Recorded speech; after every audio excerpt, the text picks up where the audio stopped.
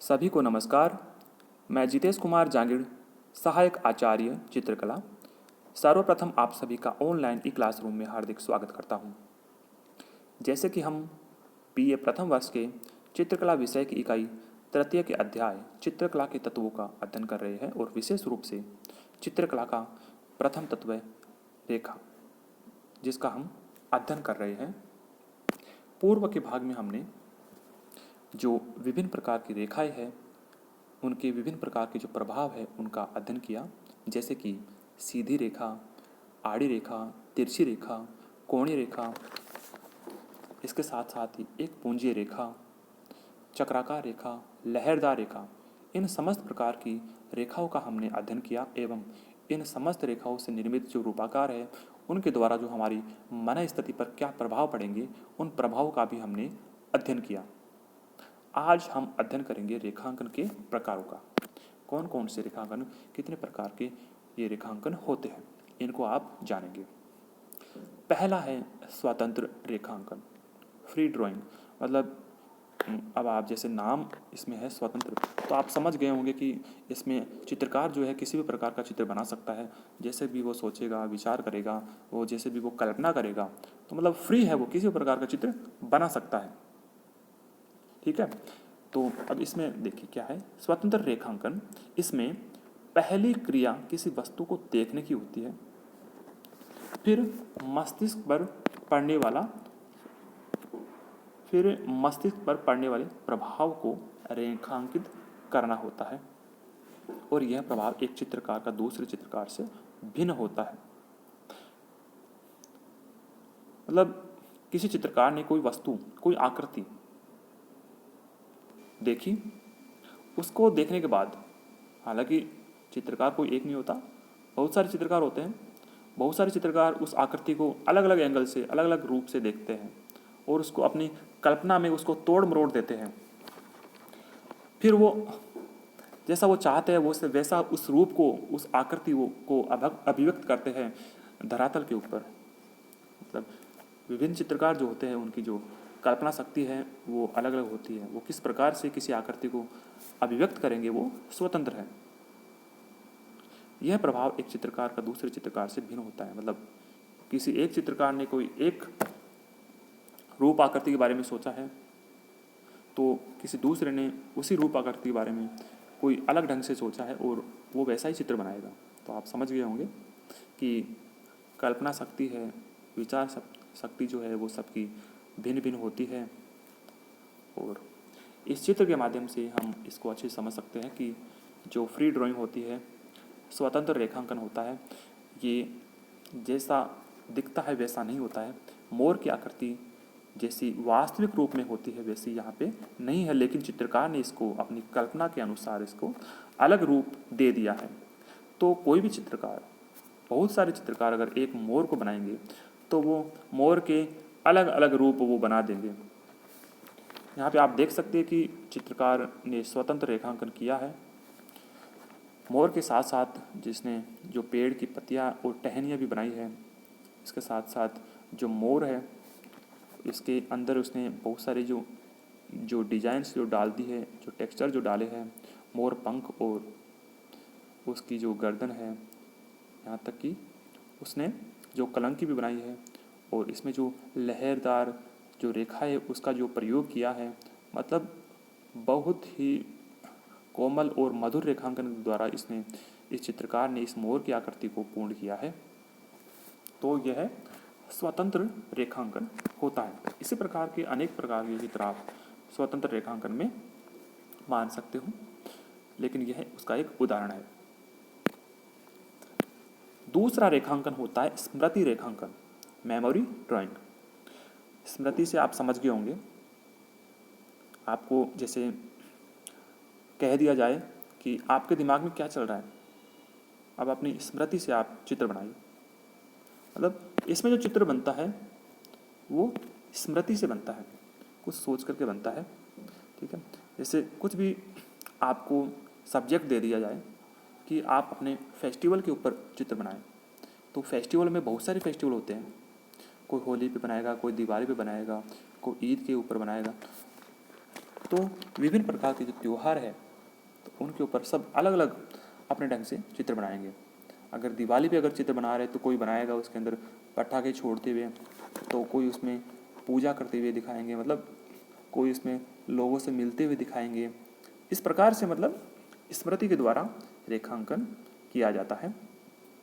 इसी प्रकार से अगर बात करें प्रकृति या पशु पक्षियों के चित्रों की, तो ये बहुत सारे जो चित्र हैं वो इसी रेखांकन में आते हैं।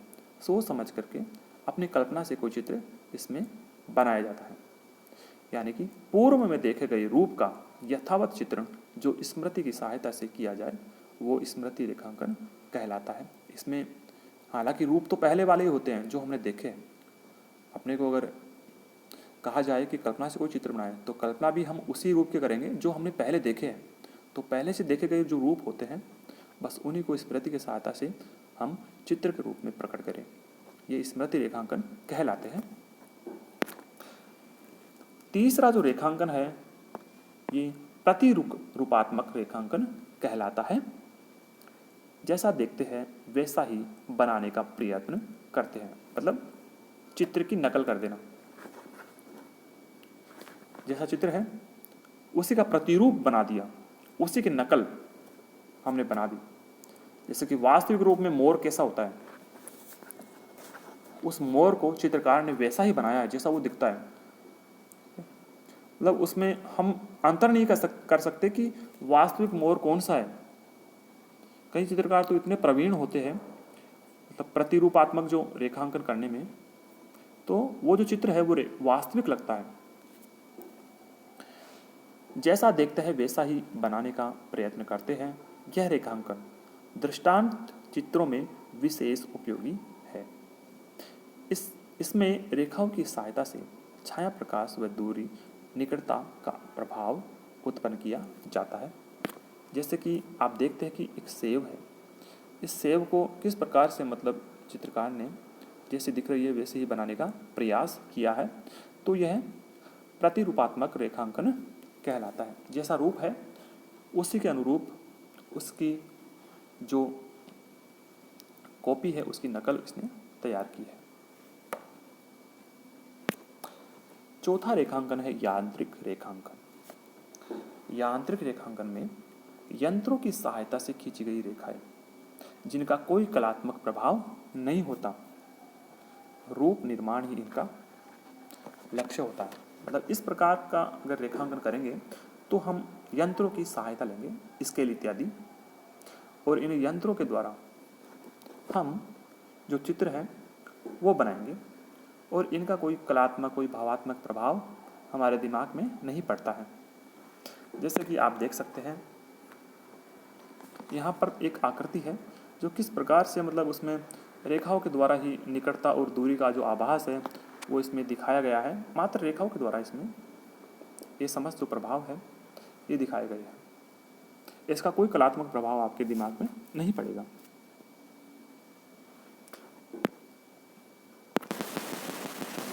अगला जो रेखांकन है वो है सीमांत रेखांकन। इसके अंतर्गत छाया व प्रकाश के प्रभाव से उत्पन्न भ्रामक रेखा जो वस्तुतः प्रकृति प्रदत्त नहीं होती वरन केवल आकार का बोध कराती है। मतलब एक तरह से जैसे कोई व्यक्ति चित्र बनाता है तो उसमें वो चित्र की जो आउटलाइंस होती है, जो बाहरी जो रेखाएं होती हैं, उसी के द्वारा वो जो रूप है वो हमें उस रूप की जो है वो रूप है वो हमें आभासित हो जाता है कि इसने क्या बनाया है।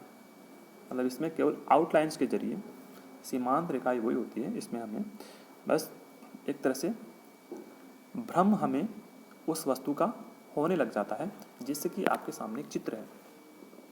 इसमें किस प्रकार से चित्रकार ने एक जो है फ्लावर पॉट का एक चित्र बनाया है और इसमें कहीं कहीं इसमें छाया प्रकाश भी दिखाया गया है और आउटलाइंस के जरिए जैसे इसमें ये गुलदस्ता बनाया है तो आउटलाइंस के जरिए ये चित्र पूर्ण किया है। सीमांत रेखाओं के जरिए ये चित्र है इनको पूर्ण किया है। जैसे ये जो इसके बगल में दूसरा चित्र है इसमें भी आप देख सकते हैं इस प्रकार से सीमांत रेखाओं के माध्यम से हमें आकृति का बोध कराया गया है। सांकेतिक रेखांकन चित्र भूमि पर अंतराल और वस्तु के आयतन को जानते हैं, जिससे सक्रिय व सहायक अंतराल का ज्ञान हो सके। इसमें जो पॉजिटिव और नेगेटिव जो अंतराल है, जो धरातल है, उसका हमें ज्ञान होता है। तो देखिए चित्र के माध्यम से इसको समझते हैं। जैसे कि यहाँ पर एक प्राकृतिक रेखांकन किया गया है और इसमें जो धरातल है वो पॉजिटिव और नेगेटिव दो प्रकार के रूप में बदल दिया गया है। दो प्रकार का जो धरातल है वो हमें इसमें दिखाई दे रहा है। पॉजिटिव में हमें जो आकृति है वो साफ दिखाई दे रही है और नेगेटिव जो रूप है वो धरातल का रूप है। इस प्रकार से अगला जो रेखांकन है वो प्राकृतिक रेखांकन है, नेचर ड्राइंग। प्रकृति के अवयवों और इनकी विशेषताओं का अंकन, मतलब इस रेखांकन के अंतर्गत, प्रकृति रेखांकन के अंतर्गत जो प्राकृतिक अवयव है, जो वस्तुएं हैं, विभिन्न प्रकार के जो फूल, पत्तियां, पेड़ पौधे, पहाड़, नदी, तालाब, इनको हम चित्रों में दर्शाते हैं। इसके अलावा फूलों व पत्तियों आदि को सुखाकर एवं काटकर व पीस कर भी इनके द्वारा अंकन किया जाता है। जैसे कि आप इस चित्र में देख सकते हैं कि एक प्राकृतिक जो दृश्य है उसका चित्रांकन यहाँ पे किया गया है, अर्थात यह प्राकृतिक रेखांकन है। अब है वस्तु रेखांकन। वस्तुओं के समूह को संयोजित कर उनका रेखांकन तथा परिप्रेक्ष्य इत्यादि का अध्ययन करना। इसके अंतर्गत जैसे बीए प्रथम वर्ष की छात्राओं को भी इसका अध्ययन कराया जाएगा। इसमें वस्तुएं मॉडल के रूप में छात्राओं के सामने होती हैं और छात्राएं भिन्न भिन्न एंगल से उसके सामने बैठ करके उसका अध्ययन करती है, उसका चित्र बनाने का प्रयास करती है। जिस प्रकार से ये चित्र है, इसमें विभिन्न प्रकार की जो वस्तुएं हैं उनका संयोजन किया गया है और इस प्रकार का जो रेखांकन है ये वस्तु रेखांकन कहलाता है। इसमें परिप्रेक्ष्य, छाया, प्रकाश इत्यादि का भी पूर्ण ध्यान रखा गया है। इसके साथ अब आपने सभी ने समझ लिया होगा कि जो रेखांकन है वो कितने प्रकार का होता है। अब हम चित्रों से ही समझ सकते हैं कि कौन कौन से रेखांकन किस प्रकार के, जैसे स्वतंत्र रेखांकन है, इसमें चित्रकार स्वतंत्र होता है, किसी भी प्रकार का वो अपनी कल्पना से उस रूप को तोड़ मरोड़ करके कोई भी चित्र बना सकता है। स्मृति रेखांकन में वह अपनी स्मृति से, अपने विचारों से जो आकृति उसने पहले देखी है उसी रूप को वह बनाने का प्रयास करता है। प्रतिरूपात्मक रेखांकन में वह जैसा रूप होगा वैसा ही बनाने का प्रयास करेगा। जैसे एक एप्पल जो है आपके सामने रखी है, वैसे ही दूसरी एप्पल जो है बनाई गई है। यांत्रिक रेखांकन में यंत्रों की सहायता से जो चित्र बनाते हैं इसमें कोई कलात्मक प्रभाव हमें दिखाई नहीं देता है। जैसे कि यह जो भवन की आकृति है ये बनाई जा रही है, ये यंत्रों की सहायता से बनाई गई है, नाप जोख, नियम और सिद्धांतों के अनुसार। सीमांत रेखांकन में आउटलाइंस दर्शाई जाती है। यहाँ पर चित्र में जो अंदर जो है छाया प्रकाश बहुत कम दिखाया जाता है, लेकिन जो आउटलाइन जो है, सीमांत रेखाएं हैं, उनके द्वारा चित्र को पूर्ण किया जाता है।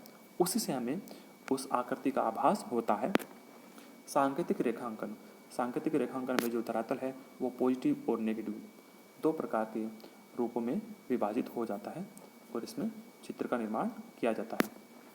प्राकृतिक रेखांकन, इसमें जो प्राकृतिक जो वस्तुएं हैं उसको चित्र में दर्शाया जाता है। प्राकृतिक जितने भी जैसे पेड़ पौधे हैं, ये पहाड़ियाँ, छोटी मोटी पानी है, आकाश है, इंद्रधनुष है, इसको चित्र में दर्शाया गया है। इसी प्रकार से अंतिम है वस्तु रेखांकन, जो विभिन्न प्रकार की जो वस्तुएं हैं उनको एक जगह संयोजित करके रखा जाता है और उनका अध्ययन करते हैं, ये वस्तु रेखांकन कहलाता है। इस प्रकार से आज का अपना जो अध्याय है चित्रकला के तत्वों में जो पहला तत्व है रेखा, वह पूर्ण होता है और चित्रकला के तत्वों में दूसरा जो तत्व है उसे कहा जाता है रूप। रेखा से ही रूप का निर्माण किया जाता है और इस रूप का अध्ययन हम अगले अध्याय में करेंगे। धन्यवाद।